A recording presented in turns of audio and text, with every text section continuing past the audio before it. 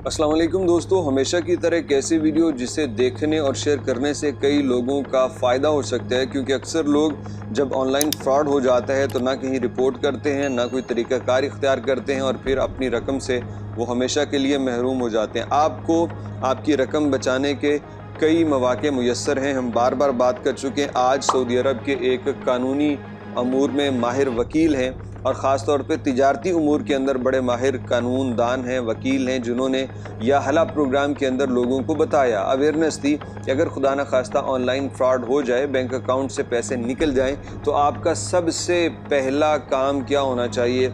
और अगर उस सिलसिले में जिस इदारे या जगह पे आप राब्ता करते हैं वो ताउन नहीं करता, तो आपको आपके पैसे वापस मिल सकते हैं। अब ये बात बड़ी ज़रूरी है, आखिर तक देखिएगा। पहले एक छोटी सी वीडियो है या हला प्रोग्राम की हम चाहते हैं ज़रा सुन लीजिए, ताकि आपको पता चले कि इस प्रोग्राम के अंदर क्या बातें की जा रही हैं। لما يكون هناك احتيال مالي واصبح هناك اخذ ما بحسابك من اموال، انت ملزم بان تقوم باجراءات.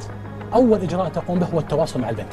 طيب هب انك تواصلت مع البنك في اول اللحظات، والبنك ما اتخذ اجراء، او كان هناك ثغره من البنك انه ما تعاون معك، او ما جاءتك رساله نصيه. اعطيك مثال، انت عندك حساب وما جاءتك رسالة نصية وتم तिजारती उमूर में माहिर कानूनदान मशअल अस्समहान हैं, जो कि यह हाला प्रोग्राम में बात कर रहे थे और उन्होंने कहा कि किसी के साथ अगर ऑनलाइन फ्रॉड हो जाए तो सबसे पहली जिम्मेदारी बैंक की बनती है, क्योंकि उसके सिस्टम से पैसे निकले।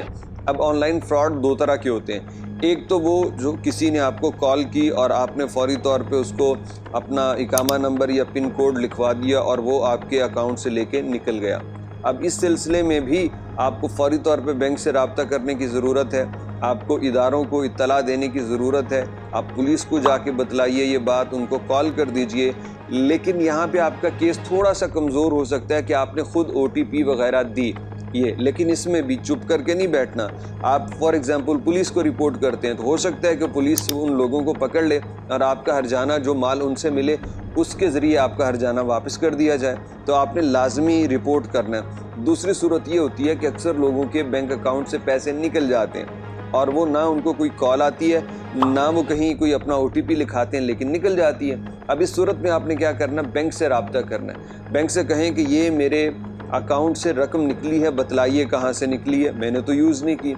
अब अगर बैंक फौरी तौर पे आपसे मुआवनत नहीं करता, आपको जवाब नहीं देता, तसल्ली बख्श कोई रहनुमाई नहीं करता, तो इसके ऊपर इदारे बने हुए हैं, इसके ऊपर जो महकमे हैं वो पाबंद करते हैं कि बैंक को ये रकम अदा करना होगी। और अगर उसने ताउन किया और वो बता रहा है कि यूँ आपकी रकम आपके अकाउंट से निकल के यहाँ खर्च हुई, तो इसमें उसको थोड़ी सी मोहलत मिल जाएगी बैंक को, लेकिन रकम फिर भी उसे अदा करनी होगी, क्योंकि ये बैंक के सिस्टम में लूप है। उसके सिस्टम में ख़राबी की वजह से आपके अकाउंट से बग़ैर आपकी कोई इन्फॉर्मेशन या रजामंदी के वो रकम निकल गई, तो उसका ज़िम्मेदार बैंक है। बैंक को हर सूरत, चाहे वो 50 रियाल हो, 100 रियाल, 200, 1000 रियाल, वो बैंक को आपको वापस करना होगा। लिहाजा जब भी आपके साथ खुदा न खास्ता ऐसा कोई मामला हो तो बैंक को कॉल कीजिए और उस कॉल को रिकॉर्ड कीजिए, रिकॉर्ड का हिस्सा बनाइए। ये मना नहीं है, उस कॉल को रिकॉर्ड का हिस्सा बनाइए, ताकि कल को अगर कहीं सबूत पेश करना पड़े तो आप उन्हें बता सकें कि मैंने बैंक को कॉल की थी, ये उसकी हिस्ट्री है कॉल की, और मैंने इनसे कॉल करके ये अपनी शिकायत दर्ज करवाई थी।